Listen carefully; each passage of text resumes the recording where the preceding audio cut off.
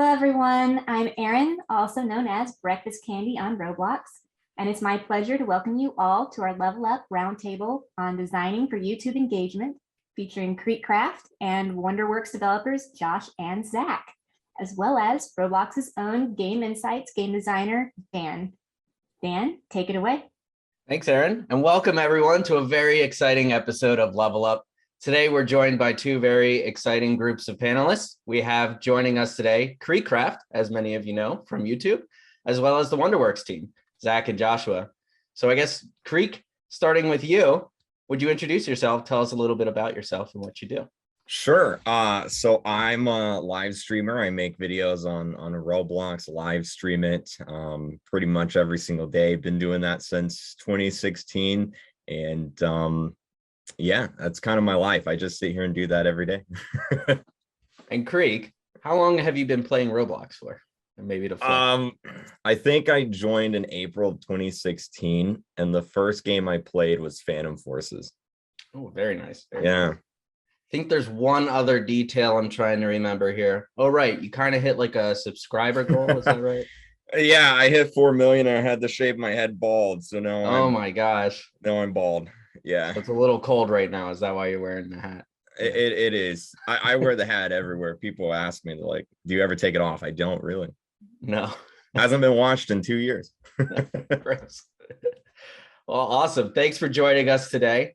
Also joining us, the WonderWorks team, Zach, Joshua. Could you guys introduce yourselves? Tell us a little bit about yourselves. Yeah, I can go first. Zach Letter, the CEO and co-founder of WonderWorks Studios. We are a game development studio with a focus on the Roblox platform. We have 70 in-house employees, all working under one roof in Arlington, Texas, making cool Roblox games for brands, for creators like Kreek, and for ourselves. It's awesome. And Josh? Yeah, pretty much just piggybacking what Zach said. I'm the chief production officer here at WonderWorks Studio. Pretty much just handle all of our game development, which is around about 50 plus people right now. Again, all in one office in Arlington. So pretty much I've been in Roblox since 2009. I've worked with Zach for almost 2 years now. Just really excited for everything we're doing. That's great. And what's the connection between you two, Kreek and WonderWorks? Whoa, how do you guys know each other? What have you guys worked on together? Yeah, we collaborated with Kreek in a few ways. He was actually part of one of our tournaments for one of our games, Trader. Sadly, didn't win either one. Nope. And then we also made an experience with him called TIMMEH off of one of his characters. Very nice. I believe we have a trailer here. Aaron, do you want to share it? Today is the day. I'm definitely going to win those Robux in the giveaway. Just let me know if that KreekCraft guy doesn't hand them over, and I will take care of it. Aw, sweet. Thanks, Dan. See you later. For now, I'm gonna go see Candace. You know, what was it? Congratulations, Timmy, on winning the Robux gift card. I won. Sorry, Candace. I think we'll have to wait.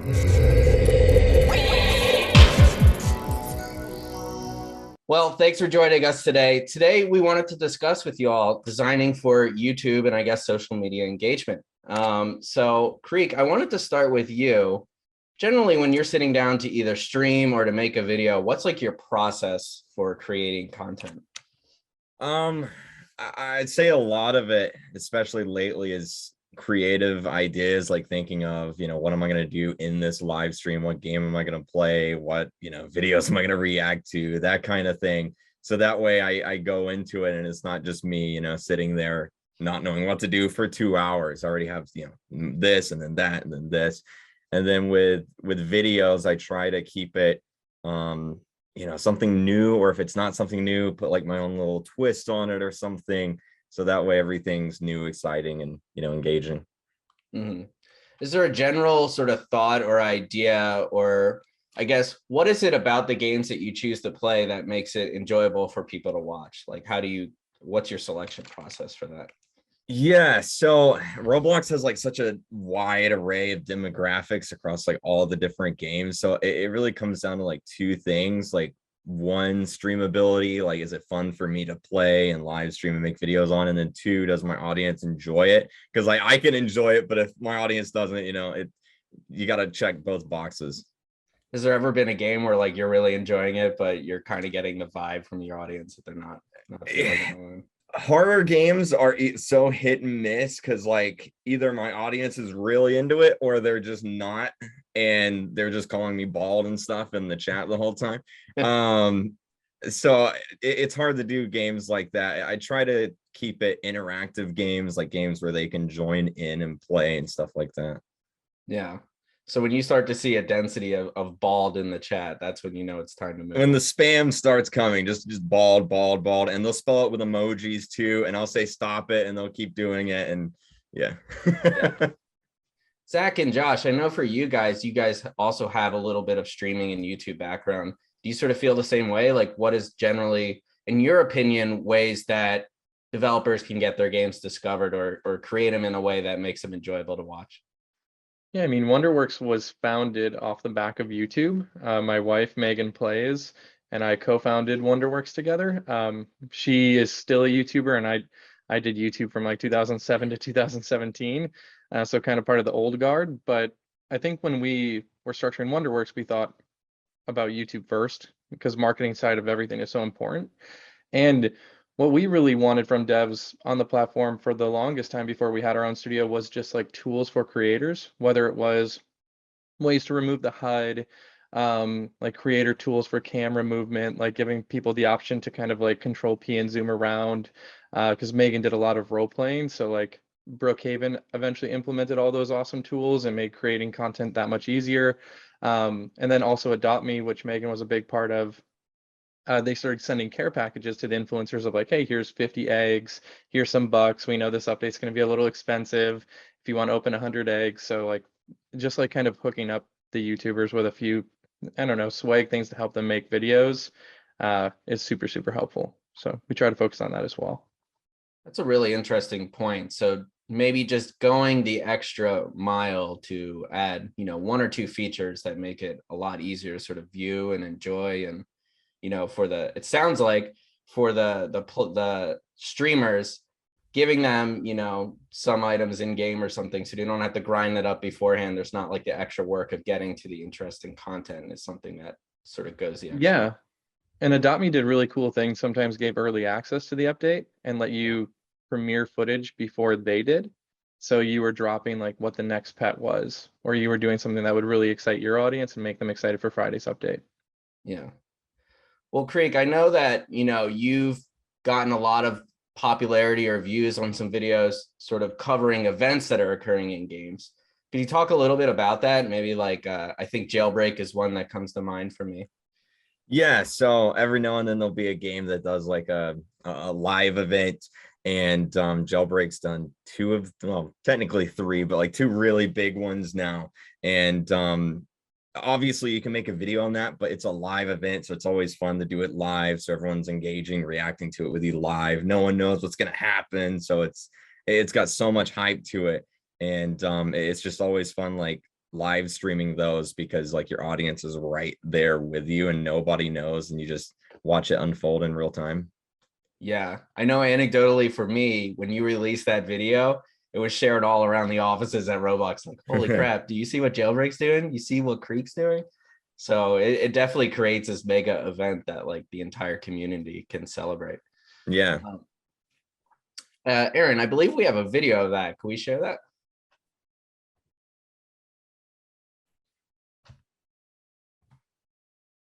Oh no. I guess this is it. This is it. There we go. 3, 2, 1, go. Hey, don't push that button. Uh-oh. Uh-oh. They pushed the button.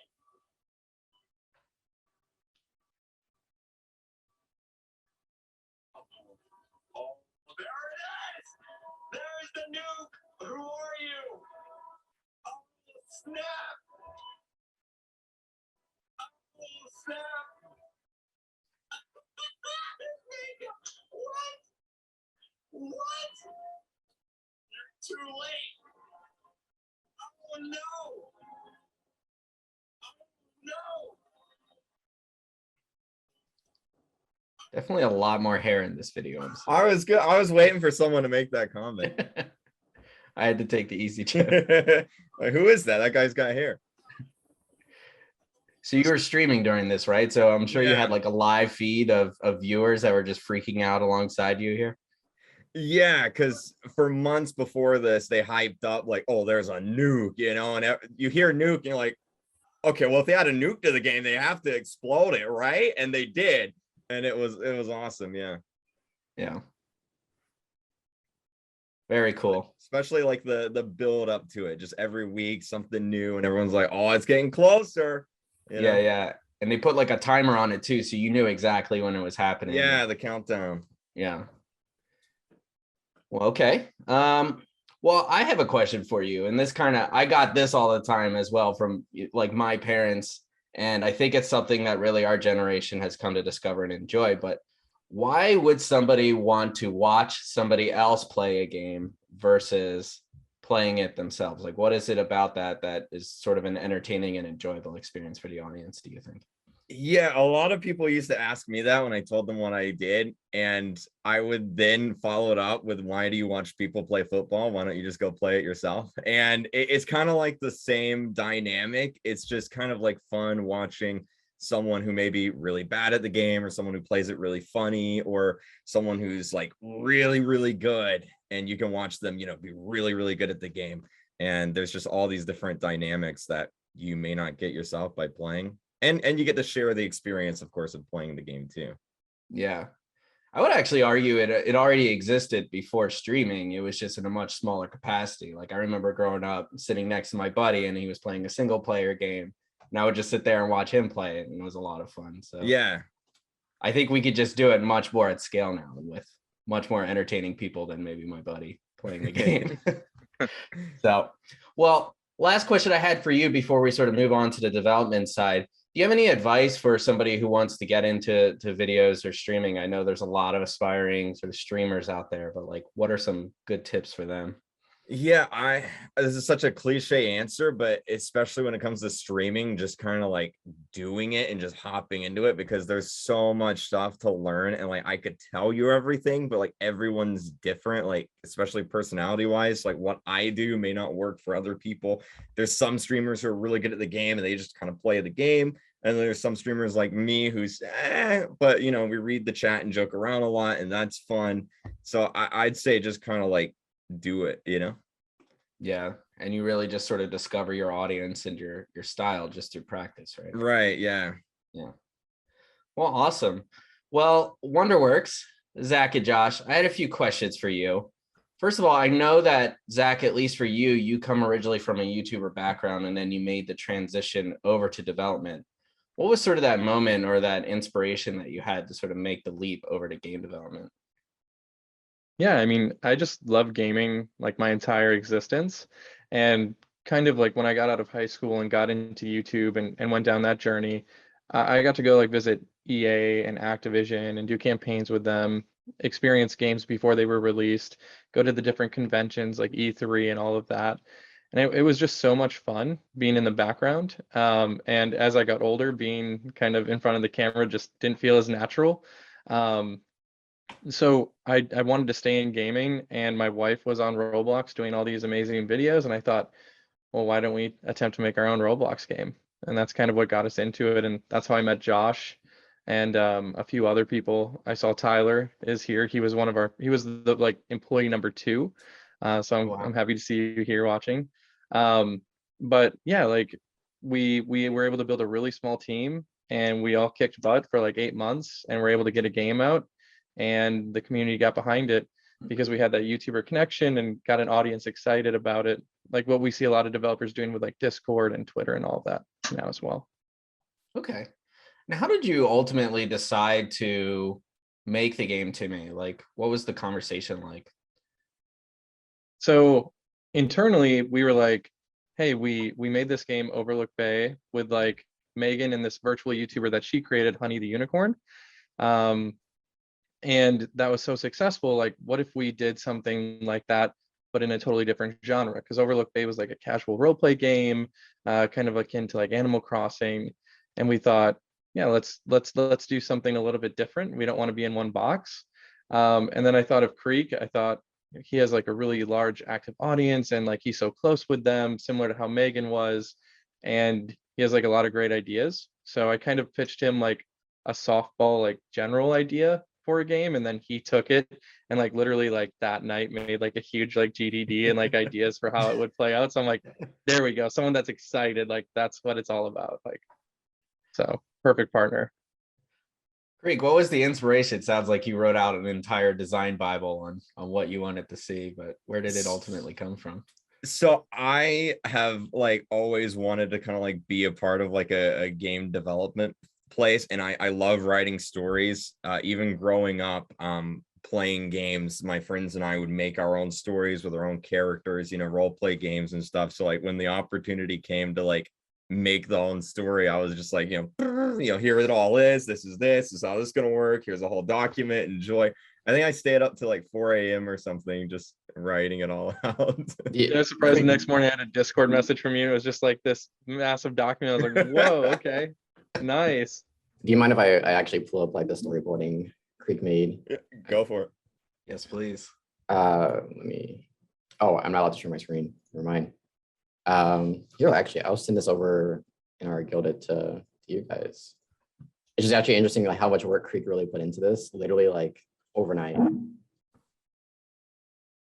That's awesome. It's kind of like back in college, me cramming for an essay that I needed to write, but in game development form. Creek, I guess while we're looking to get that up, was TIMMEH an already existing character, or was this in that midnight fueled mania of sort of putting this game together? No, so I back at the beginning of I think it was like 2021 or something like that. I had my second channel and I wasn't really doing anything with it, and I was like, what if I just make some like funny Roblox skits? And I was like, what does an 8-year-old who want Roblox sound like? And she's like, yeah, what's up, baby mama? And there it is. And I made this funny, dumb video and everyone loved it. And so I just kept making these dumb videos. And eventually Zach sent a DM and he's like, we want to make a game based on your dumb videos. And I was like, let's do it. That's crazy. Well, what I guess my question for you while we wait for this to come up is, or also WonderWorks team as well, like how did the YouTuber perspective impact the design of TIMMEH? Like knowing what you know about streaming and the tools that you need in order to make it viewable and enjoyable for the audience, like did that impact the design in any way?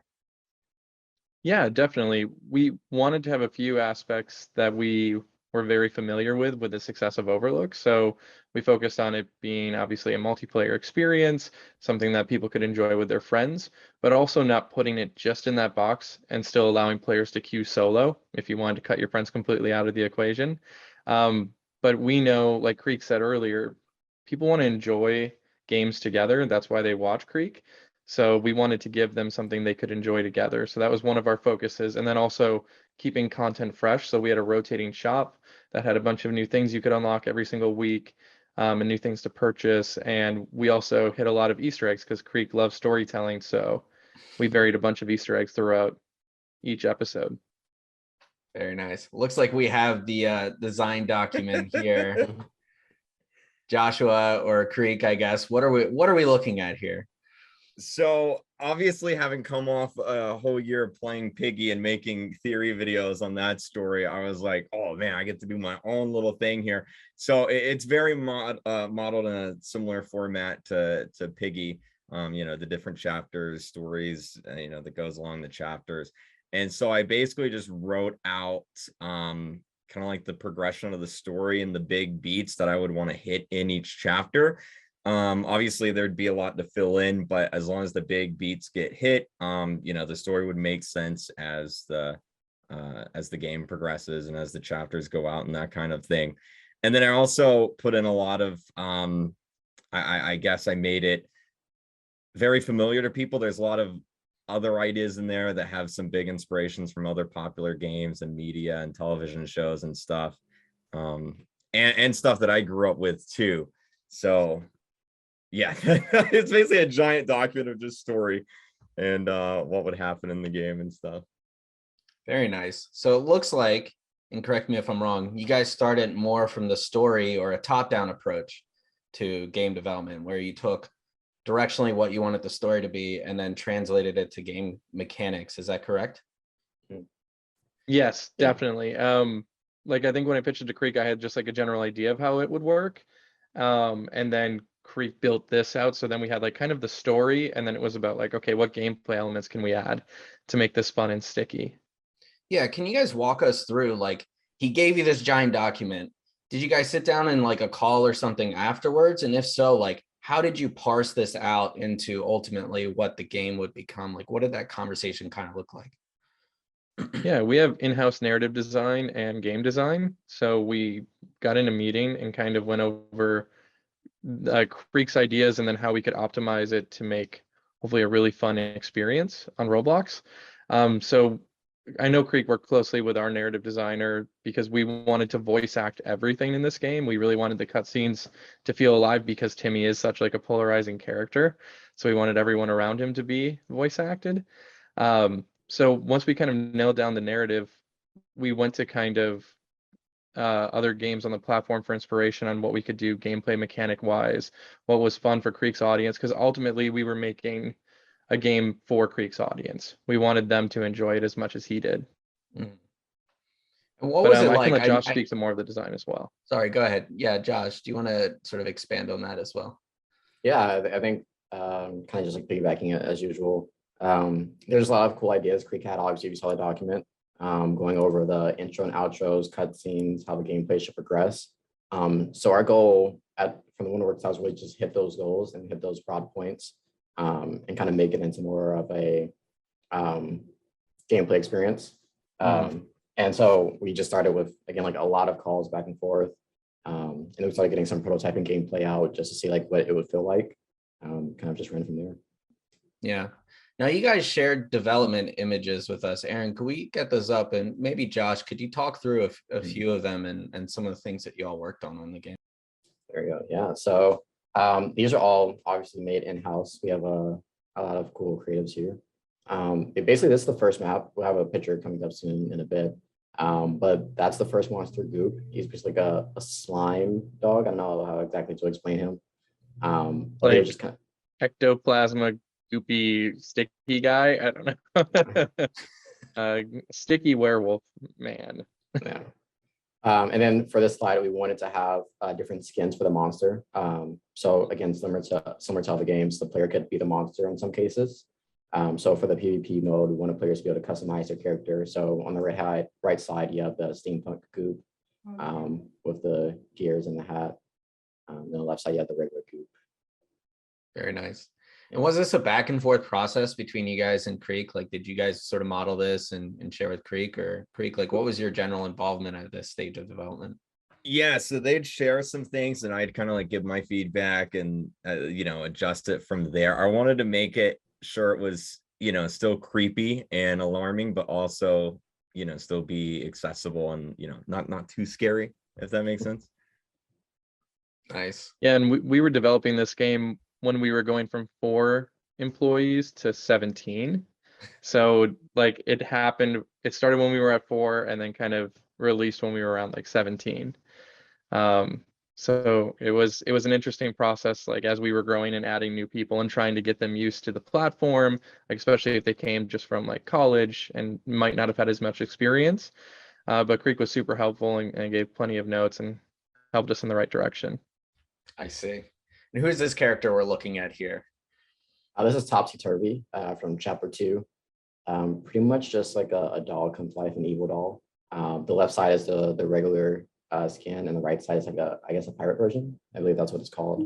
But again, just like another thing to give characters more customization and more replayability throughout the game. I see. Very nice. Do we have other images, Aaron, or are those okay? Yeah, these are keys, just unlock doors throughout the map. Again, like very similar to Piggy from Minitoon. It's just unlocking new features in the map, either to get more tools. But these keys kind of showed you where to go. So on the left, you have the vault key, then the game store. Pretty much you just have to use these keys to unlock new areas in the map to kind of progress to get to the end goal. So in taking those sort of mechanics from well-known games, did you find that a lot of players were able to like easily pick up your game and understand what it was about and how to play it? Or Yeah, it's usually I believe like the first match, everyone's like, what do I do? And the second match, it's like, okay, now we have to figure out these strats because we only have 10 minutes to get through the map. What can we do? And they're trying to figure out. I might have put the pictures in the wrong order, but like the mall might pass an elevator. They're like, how fast can we get to the elevator to go up to the second floor? And they're figuring out like the key strats and whatnot. So it was pretty fun and kind of mimicking pre-existing games. Just taking our own spin on them, just because again, Creek's audience was already so familiar with it. Yeah. And we added a couple of unique things, like the hostile player could have actual abilities that they could upgrade. Mhm. So you could have like this is like a hook. So you could like throw it at the players and reel them in, and you could actually level those abilities up. So like once you had a level 5 hook, you could throw it much further. It would regenerate faster and be more likely to kill the players. And then we Mhm. also gave players health. So they had basically three strikes to be eliminated. That way, if you accidentally got pinched, you weren't out of the game right away. And then we also had player abilities that could also level up, and players could decide. So you could kind of have like a character building moment. Very nice. So were there any behaviors of the players that you weren't anticipating to happen? I know, Joshua, you had mentioned like the first time they didn't know what they were doing and then they slowly picked it up. Were there any like emergent strategies that you guys found pretty interesting, or? There was one way to glitch into the elevator to where if it was going up and down, you could just have half of your body on the door and it would automatically teleport you to the top. So there were players that end up finishing the map in 2 minutes, which was a huge surprise to us. So yeah, just of course, like you can play test as much as you want. Players will always figure out a way to kind of glitch and do their own thing in the game. Destroy your dreams. Yes, I think all of us developers are painfully aware of that. So the game went live and obviously got picked up by a bunch of YouTubers. Kreek, you were playing as well. What was that like for you guys to see this played by such like a massive audience and sort of the reception for it? I can let Kreek speak to that first if he Sure. likes. For me, terrifying, because it's like, what are people gonna think? Is it good? Like, if people don't like the story, it's like I had a hand in that. So it's like, oh no, like if something breaks, no big deal. I can complain to them about it. It's their fault, right? But like me, oh boy. But no, it all went great, and everyone had a great time. We fixed the bugs if there were any, and yeah, it went good. So what was it like for you now on the other side of the fence? You said like you're so used to playing games, be like, oh, this is broken, they should fix it. Was there any sort of change in perspective now that you've kind of seen the other side and you were, so invested in this for as long as it was being developed? Yeah, it's so like normally I am on the player side. So like if something breaks, it's like it's me telling the dev or talking about it or something. But now it's like it's kind of like up to us to fix it if there is something wrong. And like obviously it was play tested for so long, but it's just like the moment of like, please don't break, Yeah. Yeah. It's just a sigh of relief that everything worked like it should have been. Well, Yeah, like congratulations. Yeah. releasing games for like YouTube talent and like people that have large audiences is really stressful because like Kreek said, you could QA it with 15 people, 10 people, whatever for 2 months, but then you put 10,000, 15,000, 20,000 people on across different devices across the globe. And then also you have a YouTuber streaming it to tens of thousands of people. The pressure's on when there's a bug. It's like, oh man, we got to get fixing that now. Yeah, But yeah, it's hard too because like as a streamer, if you do encounter a bug, it's like, oh wait, oops, so nothing to see here. Move yeah, on. don't worry about that, guys. It's a feature. Immediately turn your Yes, character the exactly. other way and run away. Yeah, hide the screen. Well, great. I think, let's see here. I think we're going to pause for Q&A. I think we have a bunch of questions in Slido. Is that right? Yep. So I'll go ahead and toss it over to Aaron, and we'll have the audience ask a few questions. All right. We do have so many questions. It's great. So if a developer requests you to play their game, what criteria do you look for before playing it? Many developers are unable to use ads and flock to social media to advertise it. Yeah. So was the question kind of like what I look for in a game to play? Is that like, yeah, okay. I guess as like primarily a streamer, having first and foremost tools that help me kind of like keep everything in check. A jailbreak has like in private servers the ability to kick players, so that way if there's like a hacker who joins the server or something, I can easily remove them to keep it going smoothly. And then also kind of like other, I guess, like streamer friendly gameplay. Like not every game can be streamer friendly, of course, but like Bed Wars is a great one. You know, it's very engaging, fun to watch, fun to play.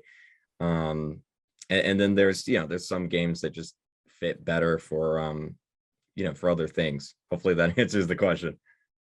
Awesome. All right. What do you think makes a game interesting to stream about? Is there any feature you think that makes a game more fun to stream or record for you personally? Yeah, I think games that give like a good reaction. Everyone loves it when I'm playing a scary game and something scary happens and it scares me. You know, everyone makes the memes on Twitter and stuff. So I guess high intensity moments, or like something that's going to be like, wow, you know, like that's crazy, or something like that. Like a nuke going off. Yeah, like that, exactly. It. It doesn't have to be like action oriented either. I know in Piggy, just like a plot twist in the story, it's like, oh wow, I didn't know that. You know, it's just anything can really be fun like that. Nice. All right, this one is for Josh and Zach. I notice a lot of your content is under 5 minutes. What do you think about video length, and how would you compare the effectiveness between YouTube and short form TikTok engagement? Yeah, it's interesting. Like we're like still like a startup studio, so we've been like experimenting with like marketing that's not just my wife promoting our games and Creek. So we've tried many things. We have done a campaign on TikTok with like a few influencers that we handpicked, and then we had them promote out to an experience for us. It was pretty good. But I think there's something about YouTube. Like if I reference my wife, she has like nearly 4 million followers on TikTok, but I wouldn't say those people are as loyal as the audience she built on YouTube, just because you spend more time with them, you're more engaged with them. I think YouTube is a better place to build an audience, to try to transfer that audience over. And as a studio, we utilize Twitter and Discord a lot as well. Like if you could build like a really good Twitter campaign using the hashtag like Roblox Dev and tagging Roblox in most of the posts, and then get some of those people over to Discord, I think that's a really good way to go about it. Great answer. Thank you. What tools do streamers and content creators want in games? You mentioned camera tools. Does giving star creators access to the developer free cam mechanism built into Roblox fulfill this requirement? Yeah, so there's a few things. I think in terms of just YouTube in general, having the ability to hide the HUD, the GUI, you know, rotate the camera so I can make easy thumbnails and I don't have to, you know, Photoshop stuff around. Stuff like that is great. And then in terms of actually playing and streaming, tools like maybe like a streamer mode where, you know, obviously on my screen it's like anonymous so that people can't really see like, oh, that's KreekCraft, let me go jump in front of his screen and scream or something, you know. Or the ability to kick players out of servers, you know, whitelisting players, stuff like that. Just like general streamer friendly tools like that. Okay, this one is for Creek. Was there anything that you've learned in the past that really helped you grow your channel? Something that maybe wasn't obvious until you looked back? Man, there's a bunch. I think the biggest thing is I used to take everything so seriously, and like everything in the video's got to be like perfect, you know, and like now it, like if I make a dumb video, it's a dumb video and that's great. Everyone has fun with it. So I think like not taking myself as seriously helps out a bunch. All right. It's no secret that there's sometimes some animosity that developers have towards influencers. How do you think developers and influencers can best work together to bridge that gap? I guess from like a YouTuber side of things, it's I do wish there was like an easier way to like communicate with developers, because I think a lot of it is just you know, like tweets back and forth. Reaching out via like, I guess, email or Discord or, yeah, anything like that helps out a bunch. It is tough. I don't think I really have like a perfect answer to that. It's definitely a problem, but I don't know if I have a solution. Maybe like Zach has like an easier answer there. I think it's tough. I think coming from like the YouTube side, I've never had any ill will towards developers, no animosity at all. But I know it can feel like really bad to feel slighted, like someone plays your game and they don't link out to it, or like they don't put in the title or anything, and everyone's like, "What's that game? What's that game?" And it's like shouting into the void, and like you appreciate the promotion, but you kind of wish that they would give back at the same time. So like I think what YouTubers could do is, hey, if you play a game, link it in the description, or at least put it in the title, or do anything you can to bring awareness to the great content that the developers are making essentially for free for you. And then on the developer side, providing the tools to making content easier for the YouTuber will get them to be kind of consistent with your game. And like you've seen, like many big games on Roblox have really good support on YouTube. They've actually, the games on Roblox have created careers for dozens of YouTubers like my wife and Kreek, and they've like made a whole nother economy on their own. So like being able to provide more tools in those areas, and then like working closely, maybe start your own influencer program. I know like a lot of big studios do that, and what you can do is reward the influencers that give back to you. So like if they link your games, or if they put it in the title, or if they're compassionate towards everything you're producing, kick back and give them maybe some of the tools they've been asking for, or some free in-game items, stuff like that. I kind of wanted to add to that too. We should always remember that no one has like pure ill intentions. So like Yeah. if a YouTuber plays your game and they have like a funny clips moment where they're, you know, maybe possibly making fun of the game or having some funny moments, that's just for content creation. No one is like trying to bash a game or like really get it taken down or attract the wrong audience. And I truly believe for a Roblox game specifically, like any exposure is good exposure, and even funny videos, or again making jokes about a game. Again, like we just want players to try out our game, and it's cool even if they try out to, you know, glitch out in jailbreak, or, you know, do some funny clips and adopt me. Regardless of that, it all leads to a better community in general. So definitely we shouldn't start with it's all about ill intentions when people really just want to have fun. Yeah, do some wanna- YouTubers just don't think to link or do it. It's just not something that goes through their mind.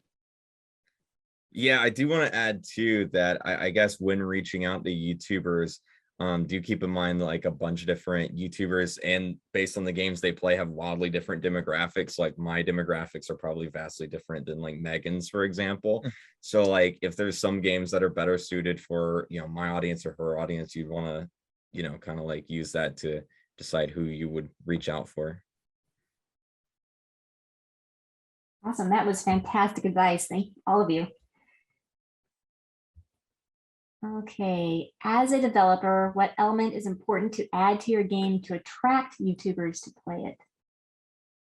You can go first. Tools. Let's see. I think the biggest thing at the end of the day, it has to come down to like, does my audience like it? There's so many good games out there that I would love to play, but I just can't because my audience may not be as into it. And so you kind of just have to like go with the flow of your audience. But I think making it as easy as possible to make videos and removing, you know, any friction there is great. So like jailbreak with the kick players and the special features that allow us to more easily make content.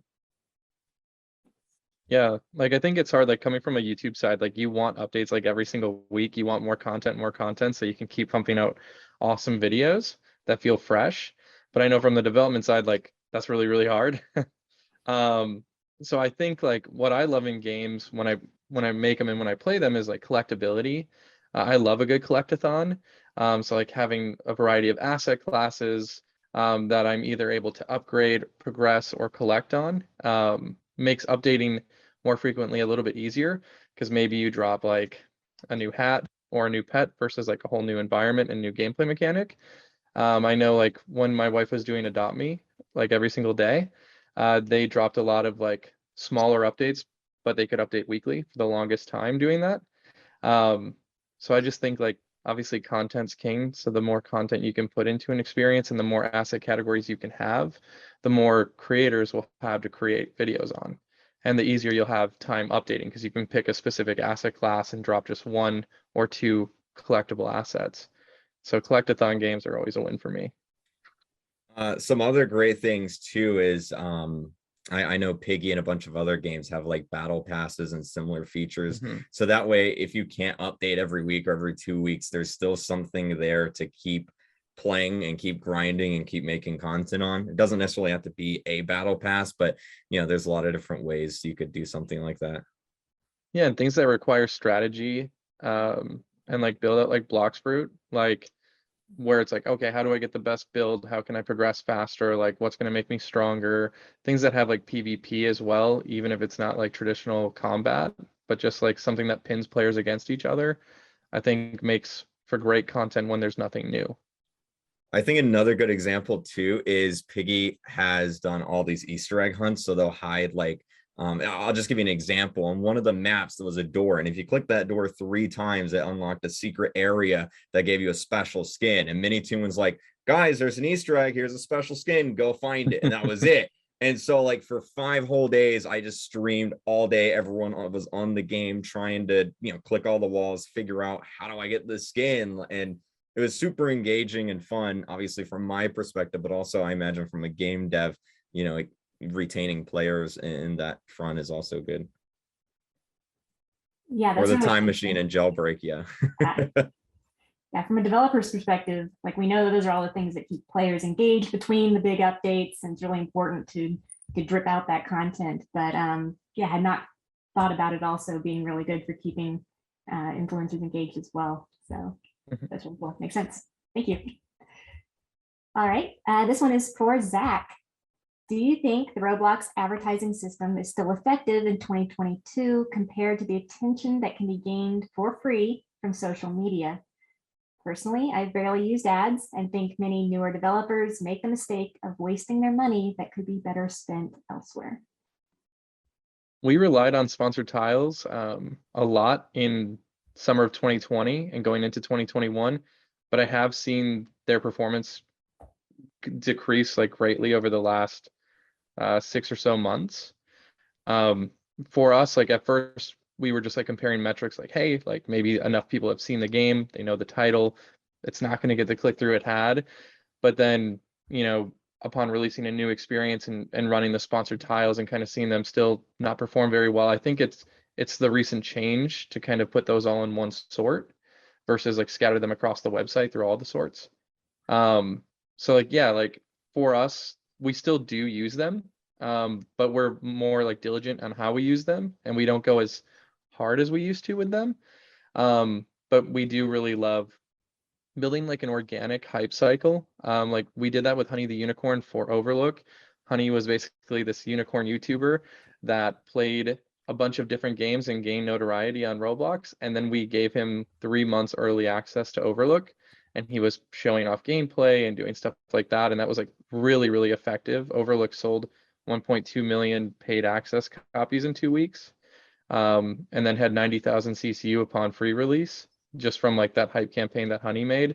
And Honey gained like 200,000 Twitter followers during that time. And then we're about to do it for another game of ours. We have like a stealth mode Twitter right now, and we're not letting like anyone really know what the project is or that we're even like the developers behind it right now. It's just kind of like we're just tweeting using the hashtag and tweeting cool things and just letting it grow organically without people being like, oh yeah, WonderWorks, I'll definitely follow that. We want to like grow another organic audience. So like we do really think Twitter's super effective, and then being able to twist that into like a Discord or Guilded where you have people on their phone like 24/7 that you can ping. We think that's great. Something we did with TIMMEH that worked really well is on Twitter, we had like decode or coded images, like ciphered messages and stuff. And so you like, went ham with that stuff. Yeah, oh, I love it. We tweeted out, and then everyone would be like, oh, what's this code? Like there's a secret in this code, and they'd spend hours trying to decode it and figure out what it means. And it would be like, you know, a story element or maybe a new skin or something like that. Awesome. Yeah, So, like anytime you can get the community excited, like on like a treasure hunt, essentially, to find information. Like, yeah, that's great. It sounds like not relying on a single platform is a good idea, that, you know, algorithms change, things like that. So you can spread it out and grow an audience everywhere. That's probably good. Yeah, and like building a brand for your studio, like it's still a studio, even if it's only one person. You can build a brand for that. So then that way, once you had one experience, you're able to carry that audience or a portion of that audience to the next one. So hopefully it's like a snowball effect, and like the more experiences you release, or the more updates you release, the more success you'll have over time, because you'll garner a larger audience.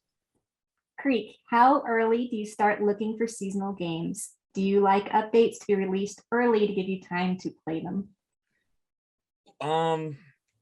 So do you mean like in time of day, I guess, is what they're referring to? I Or is it think like holiday-based games? Yeah, Holiday. holiday based. Oh, right. Yeah. So like if there's going to be like a Christmas event or like a Thanksgiving or Halloween, I definitely release it earlier on, but you also want to make sure there's enough content to last through the whole like holiday period. That way, especially if there's like stuff to unlock, you have time to make content on that and kind of keep it going throughout. Yeah, it makes sense for your players too, so they can get that holiday content and enjoy it during the holiday, you know, before the event changes. So, Yeah. cool. All right. Yeah, it's funny. Like, we actually had this discussion in-house like a few days ago. I think, what game was that? Kingdom of Hearts, Josh, that dropped their Halloween update in January because it was buggy, I think it was Mm-hmm. and they Final had to delay Fantasy. it. Final Fantasy. Yeah. Yeah, so it's interesting because like it was still super well received and everyone loved it. But like I think, yeah, ideally it's like if it's a Halloween update, you want it out maybe like October 1. People can wear their costumes and enjoy the update, but I think don't put something too that much pressure on yourself. that works too is if you do release it early, maybe have something big for the day of the holiday. So like if it is a Halloween event, have like Halloween stuff throughout the month, but then have like a big Halloween update or something added to the game on Halloween. Sure, Yeah, like really we try to use like concur. we use like a 60-40 rule where we like drop 60% of the update on week 1, and then like you get the new environment, a whole bunch of stuff to collect, and then for the next 3 weeks you get like another 15% or whatever the math is there, to get to the 100%. So that way like you stay engaged the whole holiday throughout that entire month. So Awesome. All right, that is it for questions for now. Thanks, everyone. yeah, thank you. All right. Thank you, Aaron, and the audience for all the great questions. That last conversation reminded me of the first project I ever worked on. We actually shipped our Halloween update like 3 days late because we were also trying to ship the game. So thanks for all those horrible memories, everybody. Well, there was a really good conversation during that Q&A on the YouTuber developer relationship. And that's really what I want to dive in this next section. Generally, I guess let's start with the highest level question. What is the benefit of developers and YouTubers working together? Like we talked about animosity before, and it's understandable with not crediting games, but let's look at the more positive end and let's say, why would a developer or why would a YouTuber, why would they want to reach out to one another and work together to sort of broadcast and share a game experience with an audience? You want me to go first on this one? Yes. Yeah, that'd be Sure. awesome. I think the Jailbreak Live event is actually a really good example. So like they had this in-game event that was big, and obviously as a streamer, it's great content, but also it's great exposure for the game. Everyone's logging on the game to watch me react to it, but also see it in the game and see how it plays out. So it's this giant event that kind of benefits me. It gives me content, but it also, it also gives the game developers, I hate using the word exposure, but I mean, like, what other word is there in this case, Yeah. Well, I will say from my perspective, I've been on the platform now for 3 years, and far and away, probably the best way for a game to get discovered is to get picked up by a YouTuber, at least from my perspective. Zach and Josh, do you guys sort of see that as well? It's definitely a great way. Like the platform does a good job most of the time at like filtering like prominent games that are starting to build traction and like recommending them to those players' friends and then helping grow them organically. But like if you can get that boost right away from like a good YouTube video, then yeah, definitely take it. I think like if both parties can work together, you're going to benefit the most. I mean, both parties will benefit equally, but basically, if the YouTuber works with you, they're driving audience to your experience, and then if you work with them and provide them like the tools and like maybe the updates that they're requesting, then they're going to continue to make content, and they're going to get better content because you're giving them the tools that they requested. Like what we did for our Easter event in one of our games this year, we let the community do it. So not necessarily like YouTube, but we let the community decide everything that was going to be in it and how the game was going to work during Easter. And when we pushed that, everyone was a lot more active and a lot more excited because it was something they all wanted. So when you kind of work closely with a YouTuber, maybe they really wanted a dog in your game and you give them that dog, and now they're excited to like do 10 more videos because now they have this dog. And then you're getting all of that exposure, and all you had to do is kind of listen to each other. So like they listen to you like, hey, we really want more coverage on the new kitty, not the dog. It's like, okay, I'll make a video about the kitty because you gave me the dog. So I think like, yeah, it benefits both parties. If they get to work with devs, like for the longest time we were reaching out to Brookhaven, like, please remove the UI, give us an option. And then they eventually did it. And it's like, oh, it's so much easier to make like 100 videos, you know? So I think both parties can benefit greatly from just working together. Yeah, that's funny that you mentioned that. It reminds me of, there's a fan, I know Asimo from Jailbreaks in the chat here, but there was a fan that would constantly on Twitter message them and say, please put a DeLorean in your game. Please put a DeLorean in your game. They finally did. And it was like this giant Twitter celebration of everyone like, the DeLorean guy finally got his car. So yeah, just to double down on that, you know, like one story I remember from working with an accelerator when they were developing their game is they had around like 200 players in their game. And suddenly overnight it went to 4,000. And they went to me like, Dan, how did we get to 4,000? And the first thing I did was go to YouTube and I searched the name of their game. And sure enough, there was a video from a pretty prominent Spanish YouTuber that had like over 100,000 views. I'm like, here's your answer. like a YouTuber picked it up. So just to double down on everything this panel said, if you can get your game in front of a YouTuber, it's probably one of the best ways that you're going to be able to grow your game and generate excitement for your game. So despite maybe some of the negative sentiment in the community, from my perspective, from everybody's perspective on this panel, there's way, way, way more upside to working with YouTubers than there is being angry at them, I guess. Yeah, I'd say most people have the best intentions too. Yeah. So I want to add too, using YouTubers as kind of like a means of feedback works really well too. Cause like whenever I live stream Jailbreak every day, I could tell you every single bug in the game because everyone in the chat would, you know, relay information. So like, I could easily message a team and be like, hey, you know about this, you know about that? Like, you know, players can do this. And it's kind of like a good relationship there, I guess. Yeah, it's almost like you got a QA team of millions of people sort of trying to the game, and you're the one reporting it. Well, okay, so my follow-up question, I guess, Kreek, I'll start with you.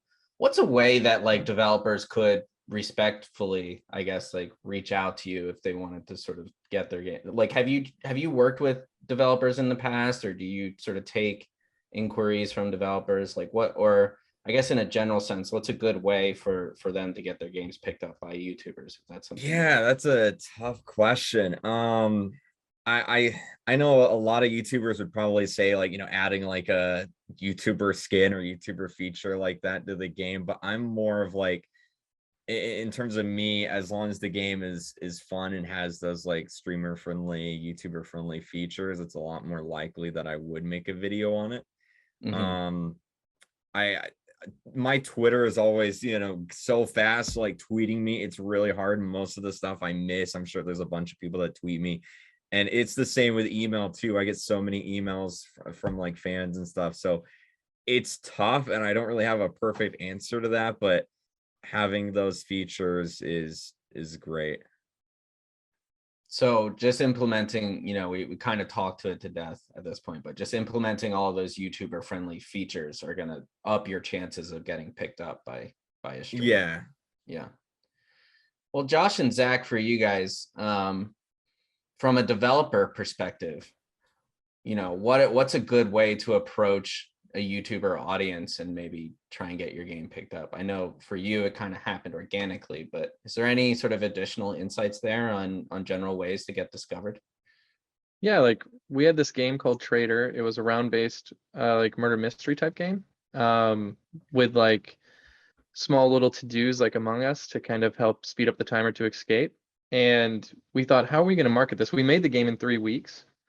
So we didn't have like the traditional tale, like let's build like a big marketing plan. So for that, I actually talked to people I didn't talk to a bunch before, but we thought let's hold a tournament because most YouTubers are just looking for a good video idea.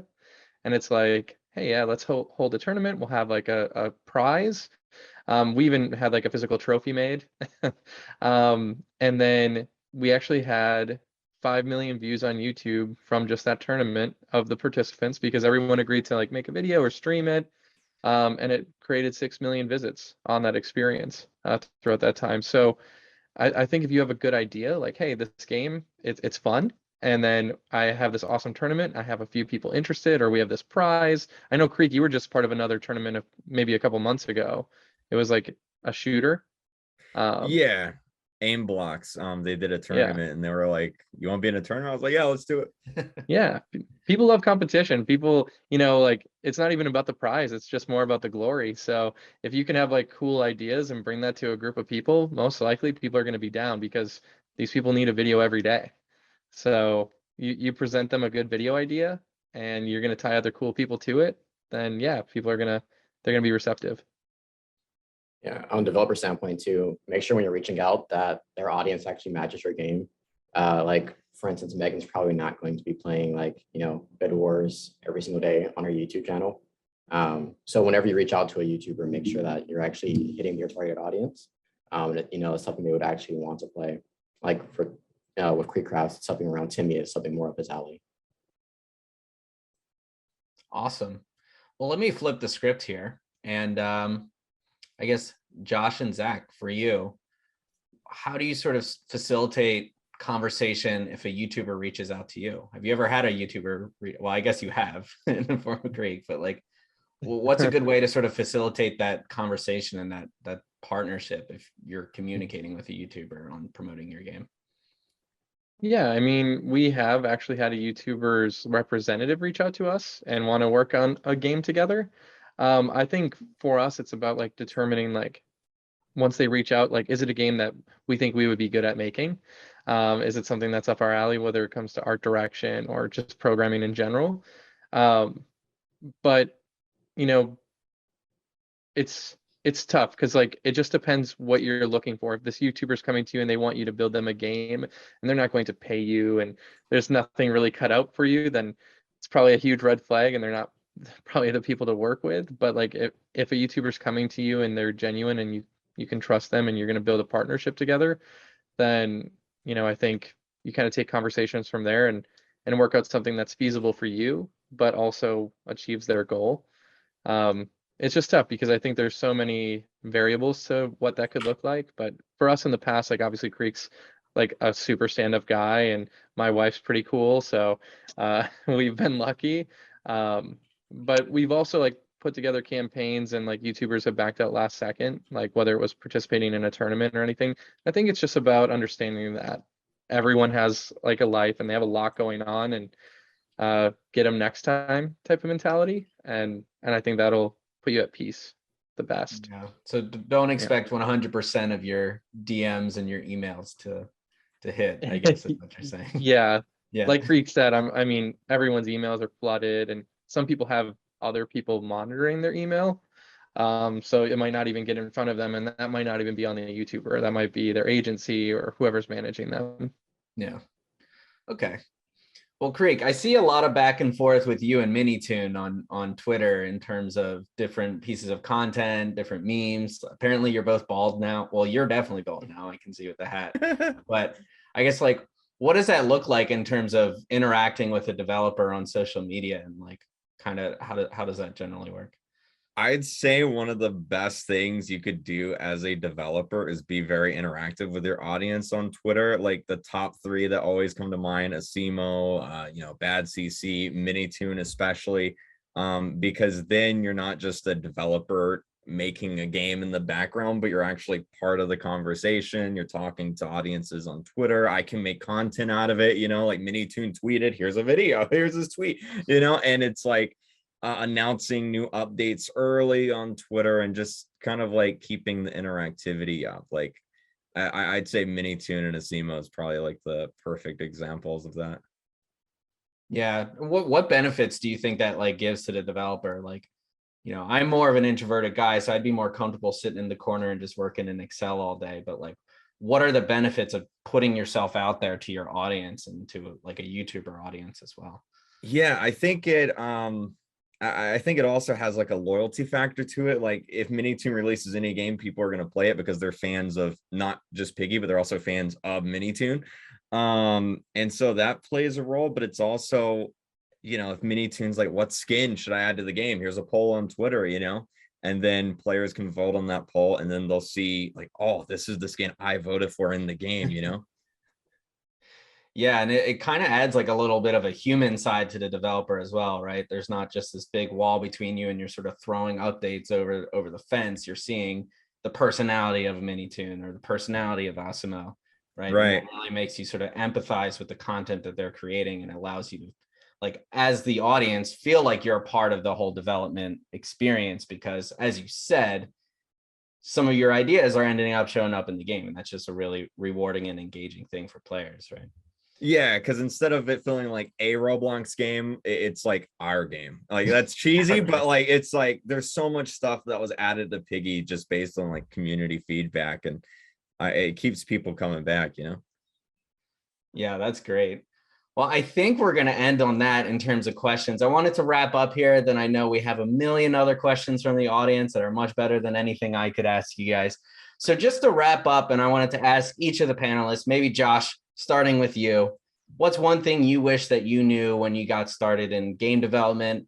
If you have done any YouTuber streaming in the past, like what are some things that you wish you knew that the audience could now utilize to set them up for success in the future?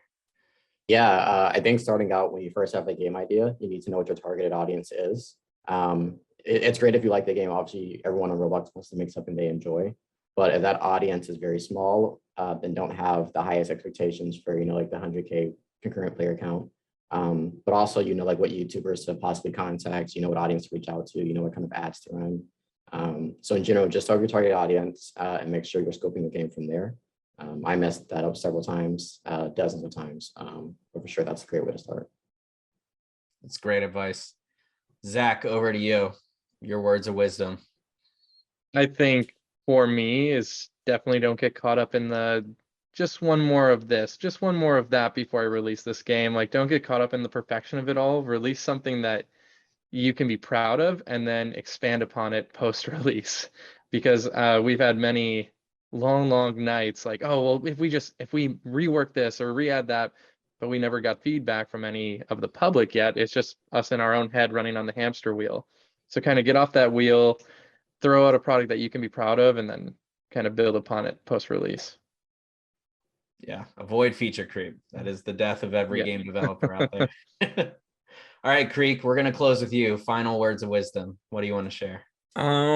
I'd say a lot of stuff that I wish I did prior is in the way I make videos, maybe, doing this, putting the intro here or that. Like, I was like, no, I'm right. And I think being able to admit like, okay, this isn't working. This is a bad idea. I made a bad idea here. This is what I'm going to fix in future videos. And I'm sure that definitely applies to game development too, is I guess being able to admit when your idea isn't a good idea. And that applies to everything, I guess. I don't know what you're talking about. Every idea that you shoot out there is gold, no flaws. Yeah, definitely going to make a lot of mistakes, but those mistakes ultimately make you better, right? Right. All right. Well, thanks again for talking to me. This was really insightful, and I think our developers are going to learn a lot and use a lot of this sage advice in the future. So with that, I will throw it back over to Aaron. Aaron, I imagine we have a couple of questions for our panelists. Just one or two. Yeah. Okay. All right. At what stage of development should developers begin reaching out to influencers? Is there such a thing as too early or too late? For us, we have like that new game we have coming out later this fall. We are actually going to reach out to YouTubers about 3 months before release because we want to work with them to formulate a really cool strategy to come to market. We're actually going to give them access to the game a couple months before release and allow them to release videos a few weeks before release on certain topics. So it depends on the game. I mean, you don't want to hit up a YouTuber and be like, hey, I have this really cool idea for a game. It'll be ready in 24 months. It's like, okay, update me in 24 months, I guess. But like it never hurts to like kind of cast a line like, hey, I'm making this really cool round-based game. We're gonna have a tournament. It's gonna be ready this summer. You know, it doesn't hurt to make that intro, but when it comes to like an in-depth plan, it might be best to wait till closer to release. I don't know about you, Kreek, if how you feel about it. You said what I was gonna say. I've had so many developers reach out and they're like, hey, I'm making this really awesome game. Can you play it whenever I'm done? And I'm like, how close is it to being done? Oh, I haven't started yet. I'm like, oh, well, you know, like make the game first and then show me. Yeah, that makes sense too, especially what you're talking about, like making sure the game appeals to your audience. Helps to know what the game is first, right? Right, yeah. Yeah. Cool. Do you have any advice for developers that aren't able to get any response from Roblox YouTubers? I've reached out to numerous YouTubers inquiring about coverage for my new game, and the few that have responded wanted over 10,000 US dollars for a short video. Yeah, it's tough, like especially, and this is one side of it that I hate. It's like the bigger you get, the more responsibilities you have to be more presentable and I guess more business minded, because you know your videos start to affect more people and more things.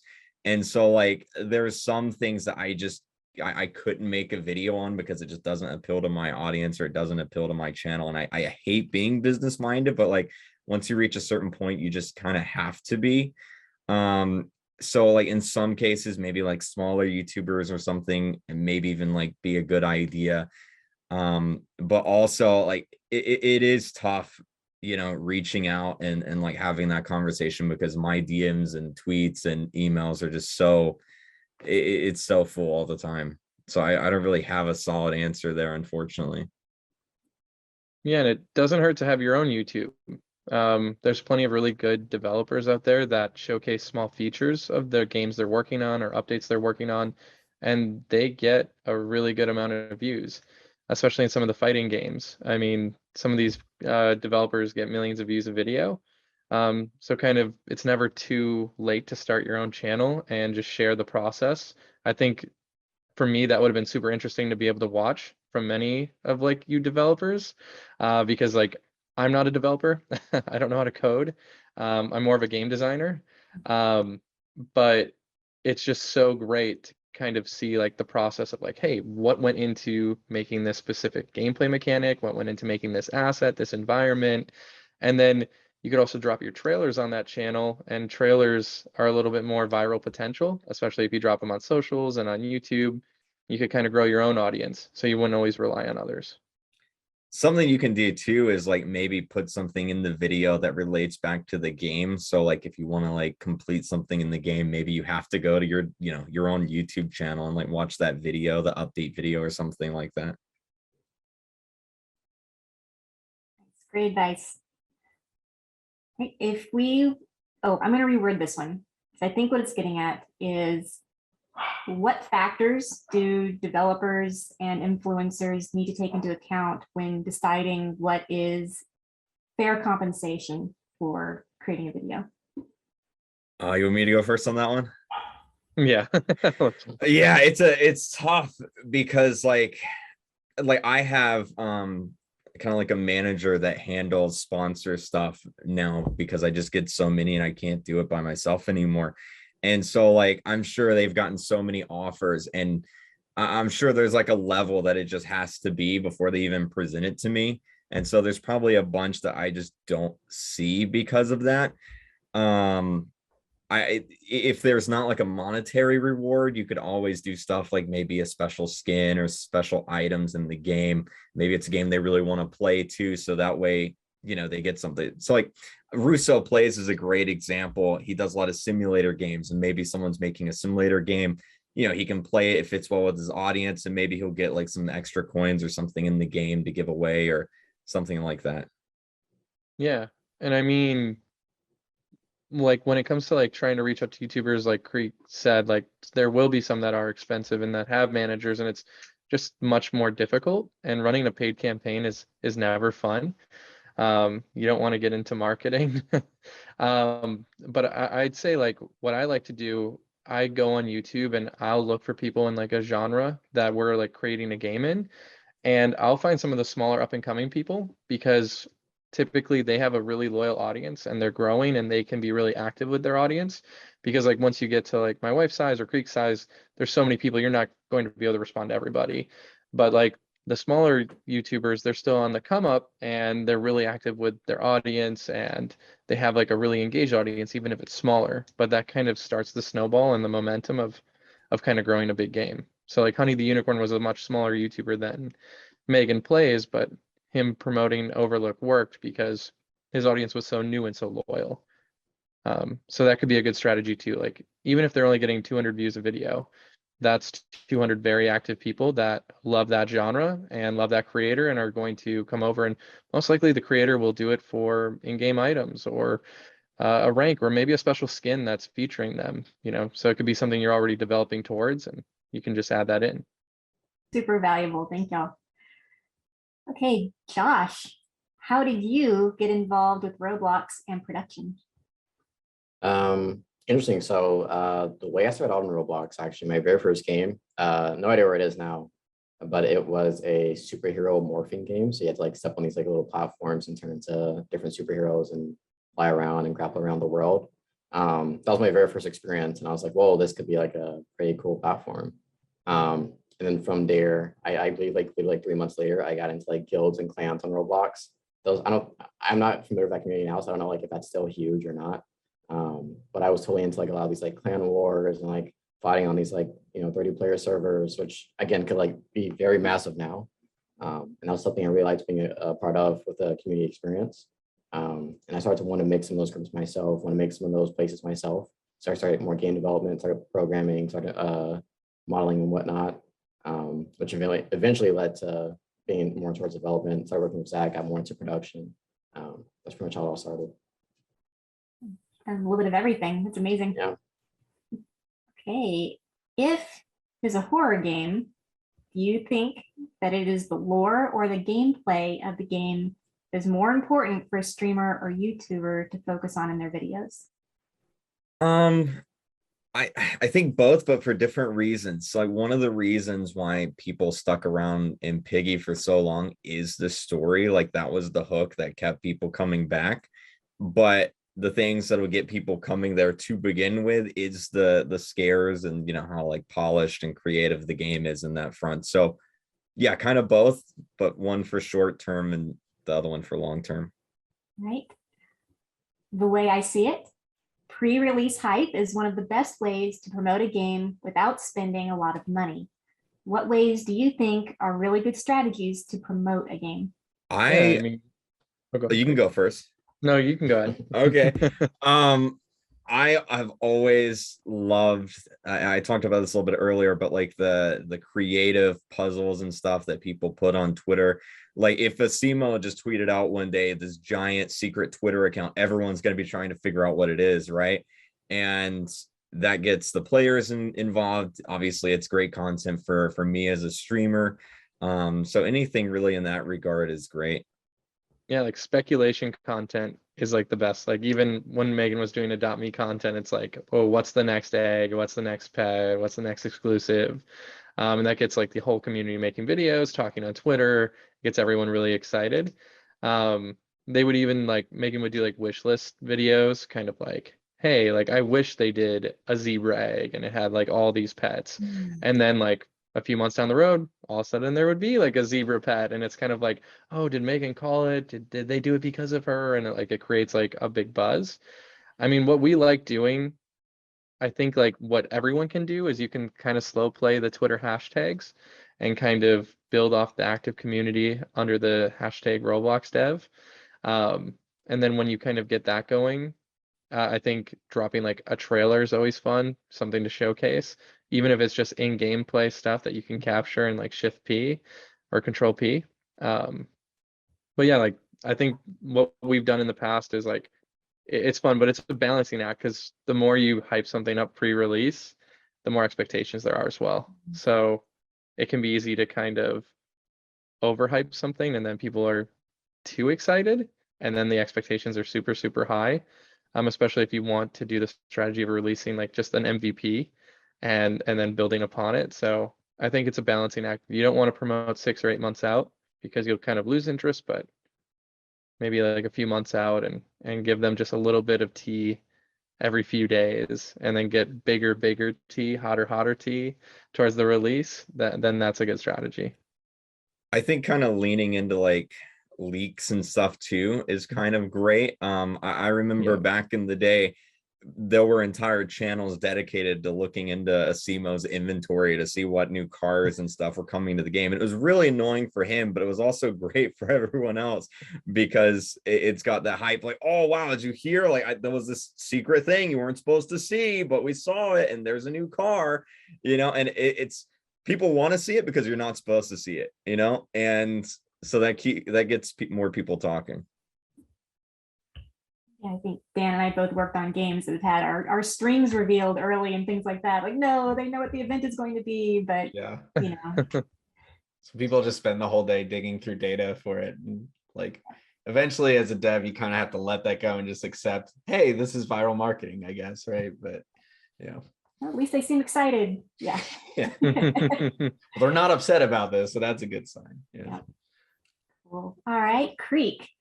How do you plan out what games you will do videos on? Do you have a roadmap for what videos you're making, or is it more spontaneous? This is actually something that's changed recently because there's two types of Roblox YouTubers. There's the ones who focus on one game and they make videos on that game, and that's pretty much it. And that's kind of what I've always done, from Phantom Forces to Jailbreak to Piggy. And then there's Variety who kind of just make a variety of different videos. And there's pros and cons to both. The issue with focusing on just one game is what happens when people don't like that game anymore, or that game stops updating or something. But the plus side to it is it's just constantly good views. The audience is constantly coming back. And then, of course, Variety, it's more just even, you don't have to worry about what happens when someone stops playing this game, a year or two from now. So now I actually have a creative director that kind of helps me come up with like cool video ideas because I'm more of like in the variety thing now. And so I have like we use Trello. We just have like a bunch of different video ideas. I choose the ones that I like and then I, modify them a little bit, record them and go that way. Awesome. All right. What do you want developers to know about influencers? Man, that's tough. I guess kind of going back to what we kind of talked about before, if someone doesn't want to play your game, I wouldn't take it like personally. I have talked to some developers in the past, like, oh, why won't you play my game? And it's like, at the end of the day, it is kind of like audience based, like what my audience likes. Like, I don't really have any too much control over that. So I have to do what makes them happy. And so again, like we mentioned before, kind of like reaching out, knowing the demographics of which YouTuber you're targeting and what demographics your game is, that kind of thing. All right, this one is for Zach.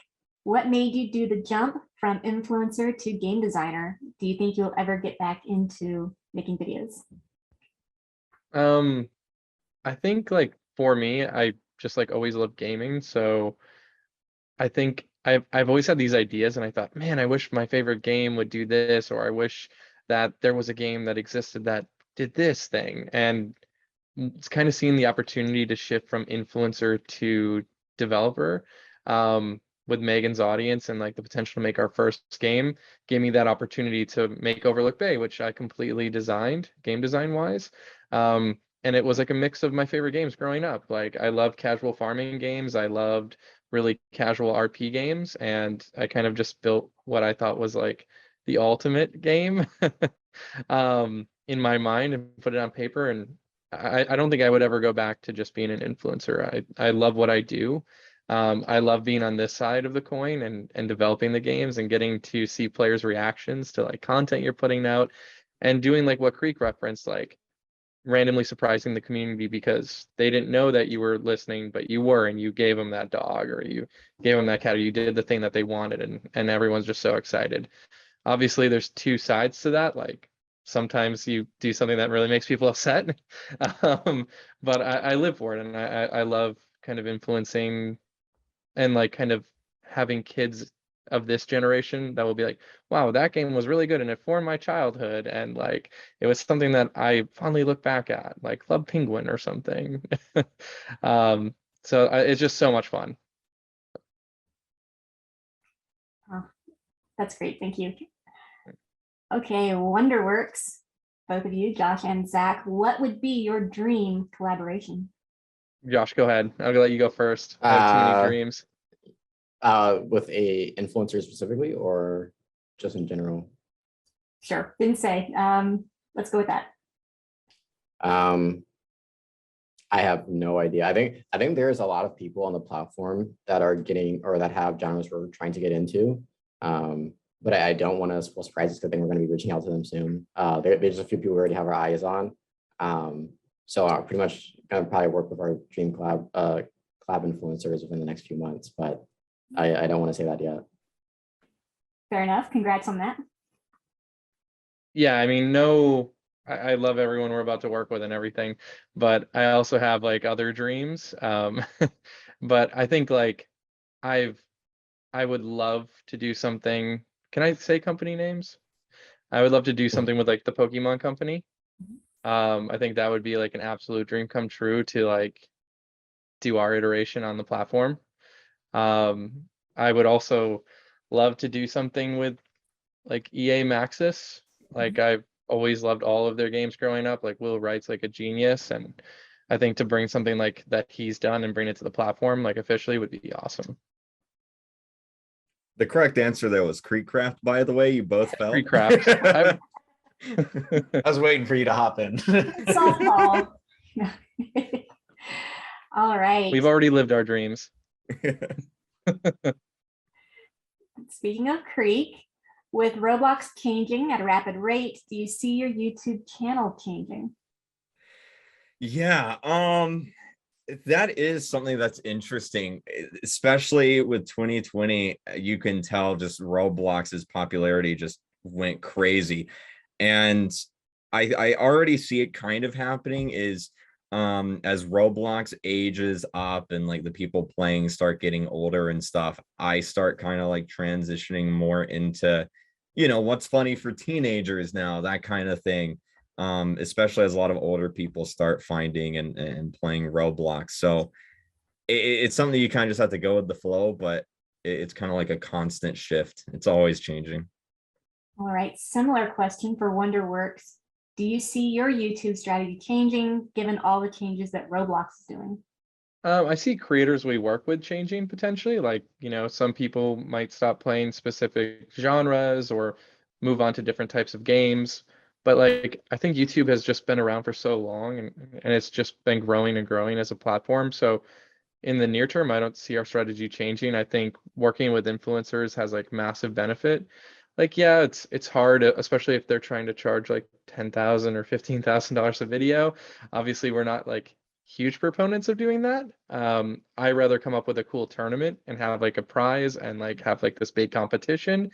Maybe you're spending still $10,000, but you're getting a bunch more people involved and the community is excited because now all of their audiences are coming to band behind their favorite creators. But no, I think we're going to always use YouTube as a vehicle to market all of our experiences. All right, well, that is the last of our questions and all the time we have as well. So I want to thank all of our attendees for asking amazing questions and our panelists, Creek, Josh, Zach, and Dan, for an awesome roundtable conversation. It was super valuable. Also want to thank Missimo and Dinosmore for their support of this event.